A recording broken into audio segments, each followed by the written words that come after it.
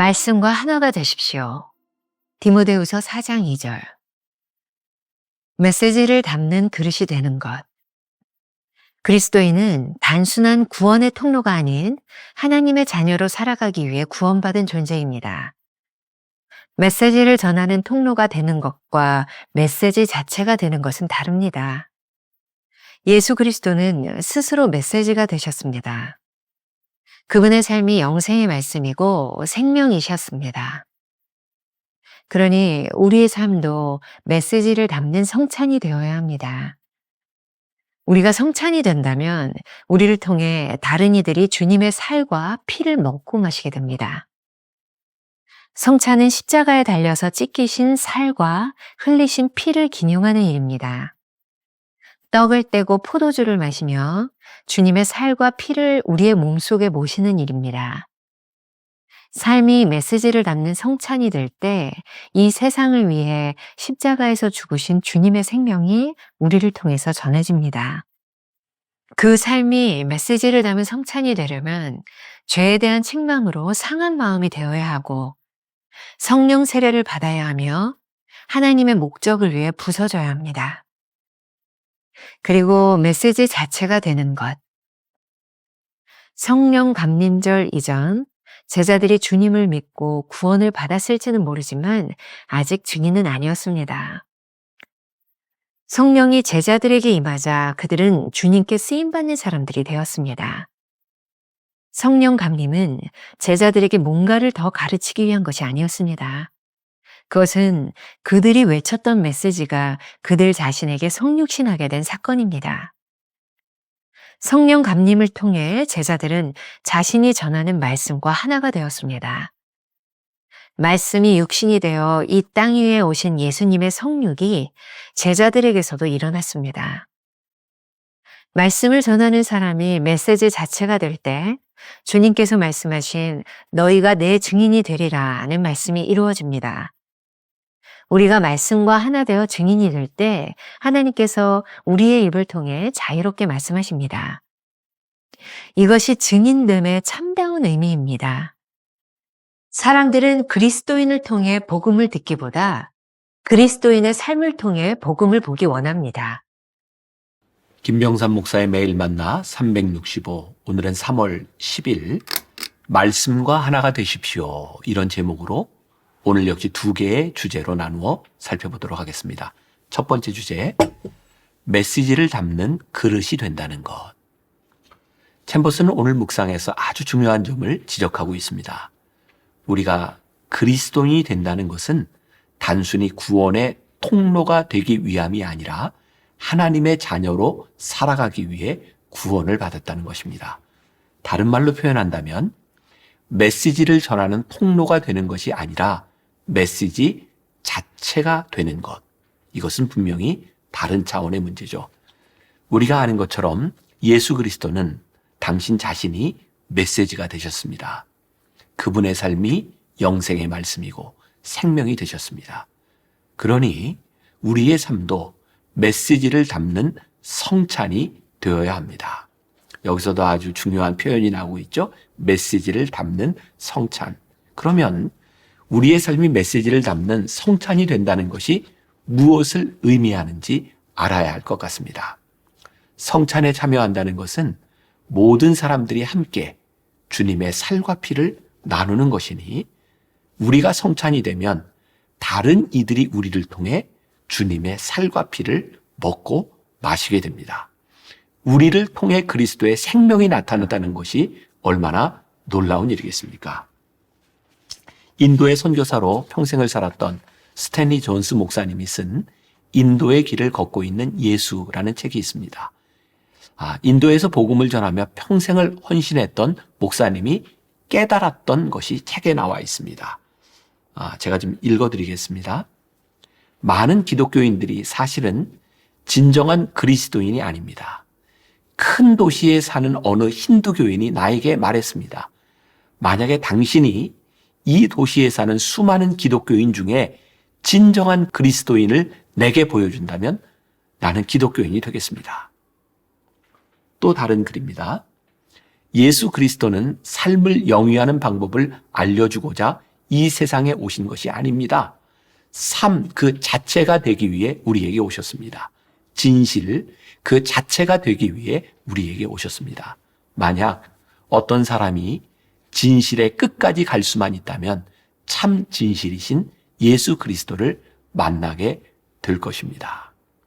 이 스탠리 존슨 목사님의 말이 오늘 오스왈드 챔버스가 말하는 것과 맥을 같이 하고 있습니다.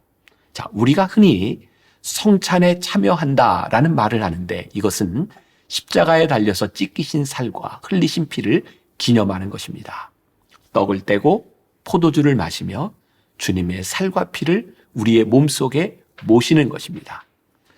우리의 삶이 메시지를 담는 성찬이 될 때 우리의 삶에서 그리스도의 살과 피가 나타납니다. 우리를 통해 이 세상을 위해 십자가에서 죽으신 주님의 생명이 전해지는 것입니다. 챔버스의 말입니다. 그 삶이 메시지를 담는 성찬이 되려면 죄에 대한 책망으로 상한 마음이 되어야 하고 성령 세례를 받아야 하며 하나님의 목적을 위해 부서져야 합니다. 자, 오늘 우리가 기억해야 될 한 줄 노트.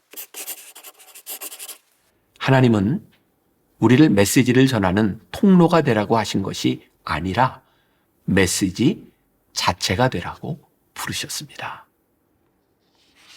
두 번째, 그리고 메시지 자체가 된다는 것. 오늘 묵상을 통해서도 끊임없이 챔버스가 말했던 것을 확인하게 되는데 구원을 받는 것과 사명자로 사는 것의 차이를 구별하는 것입니다. 구원받은 사람들이 자신의 은혜를 간증하는 것과 구원받은 자들이 하나님의 말씀을 전하는 설교는 엄연히 다른 것입니다. 그런데 이 구별이 혹시라도 강단에서 설교하는 목회자들에게만 국한된 것이라고 생각하지 않았으면 좋겠습니다. 하나님께서는 우리들 모두를 말씀을 전하는 증인으로 부르셨으니 말입니다. 말씀을 전하는 설교자가 된다는 것은 부르심을 받은 사람이 말씀의 증인이 되어 모든 힘을 쏟기로 결심한다는 것입니다.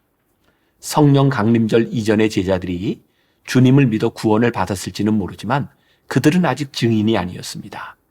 성령이 제자들에게 임하자 이들은 지금까지 자신이 원했던 삶에서 벗어나 주를 위해 쓰임받도록 다듬어진 사람들이 되었습니다. 아주 중요한 점인데요. 챔버스의 글입니다. 성령 강림은 제자들에게 뭔가를 더 가르치기 위한 것이 아니었습니다. 그것은 그들이 외쳤던 메시지가 그들 자신에게 성육신하게 된 사건입니다. 오늘 묵상의 핵심이 여기에 있습니다. 성령 강림을 통해 제자들은 자신이 전하는 말씀과 하나가 되었다는 것입니다. 말씀이 육신이 되어 이 땅 위에 오셨던 예수님의 성육이 제자들에게도 일어난 것입니다. 이제는 말씀을 전하는 객체가 아니라 그 말씀을 전하는 자가 메시지 자체가 된 것입니다. 이때 주님께서 말씀하신 너희가 내 증인이 되리라. 그 말씀이 이루어지는 것이죠. 우리가 요즘 흔히 쓰는 말 중에 유체 이탈 화법이라는 표현이 있습니다. 분명히 옳은 말을 하고 필요한 말을 하는데 자신과는 전혀 관계없다는 듯이 말하는 것, 즉 영혼 없는 말을 일컫는 말이죠. 우리 크리스천들이 분명히 복음을 말하지만 복음처럼 살지 못하면 소위 말하는 유체 이탈 화법이 되는 것입니다. 우리가 말씀과 하나 되는 증인이 될 때 하나님께서는 우리들이 말하는 것을 통해 아주 자유롭게 말씀하게 됩니다. 이미 우리를 자유케 하신 하나님의 말씀이 다른 사람의 영혼을 자유케 하는 역사가 일어나게 됩니다. 우리가 전하는 말씀은 먼저 우리 안에서 적용되고 역사할 때 우리가 전하는 말씀이 다른 사람들 안에서도 역사하는 능력이 됩니다. 이것이 증인된다는 참다운 의미입니다. 오늘 본문 말씀인 디모데후서 4장 2절에 너는 말씀을 전파하라는 의미가 바로 이런 말이죠. 말씀과 아무 상관없이 살아가는 우리가 하나님의 말씀을 다른 사람들에게 전달하는 것은 허공에 흩어지는 메아리가 될 것입니다. 그러나 그 말씀과 하나 된 우리가 전하는 말은 능력이 되어 사람을 변화시키는 기적을 만들어냅니다. 어떤 유명한 화가의 이야기입니다. 좋은 예화가 될 것 같아요. 유럽을 여행하던 중에 이 화가는 자신의 여권을 잃어버렸고 국경을 통과하는데 문제가 생겼습니다. 경비원에게 자신의 사정을 이야기하고 자신의 신분을 밝히고 내가 유명한 화가라고 말을 하지만 경비원이 믿어주지 않습니다. 한참 실랑이를 벌이던 중 경비원이 그 화가에게 펜을 주며 그림을 그려보라고 말을 합니다. 한참을 창을 통해 자연을 바라보던 화가가 그림을 그리기 시작합니다. 얼마 지나지 않아 경비원이 말을 합니다. 당신의 말을 믿습니다. 당신이 바로 그 화가라는 것을, 그러니 이제 국경을 통과해도 좋습니다. 자신을 증명하는 일은 사실 말이 아니라 행동과 삶을 통해 나타나는 것이 정확합니다. 사람들은 크리스천을 통해 복음을 듣기보다 크리스천들의 행동에서 복음을 보기를 원합니다. 이것이 바로 우리 자신이 복음의 증인, 복음 자체가 된다는 의미가 아닐까요? 그때 우리는 말씀과 우리가 하나가 되었다고 말할 수 있을 것입니다. 우리가 기억해야 될 한 줄 노트. 당신이 말씀을 전하기 전에 그 말씀이 당신의 삶이 되어야 합니다. 이제 이런 질문으로 하루를 살아봅시다. 오늘 우리는 무엇을 행함으로 하나님의 말씀을 증명할 수 있을까요? 기도하겠습니다. 오늘 하나님께서 우리들에게 주시는 도전이 있습니다. 내가 들은 말씀, 네가 아는 말씀, 네가 말하는 그 말씀이 너에게 무엇이냐? 그리고 오늘 우리들에게 하나님께서 원하시는 것은 그 말씀 자체가 되고 우리가 메시지가 되어서 우리를 바라보는 사람들이 하나님이 누구신지를 알도록 살아가라고 우리들에게 말씀하십니다. 주님, 우리가 부족하지만 간절한 소원이 있습니다. 우리가 메시지가 되기를 원합니다. 우리를 통해 그리스도의 살과 피가 전해지기를 원합니다. 주님, 부족하지만 우리를 붙잡아 주셔서 오늘 하루 그렇게 살게 하여 주옵소서. 예수님의 이름으로 기도했습니다. 아멘. 하나님은 우리를 메시지를 전하는 통로가 아니라 메시지 자체가 되라고 부르셨습니다.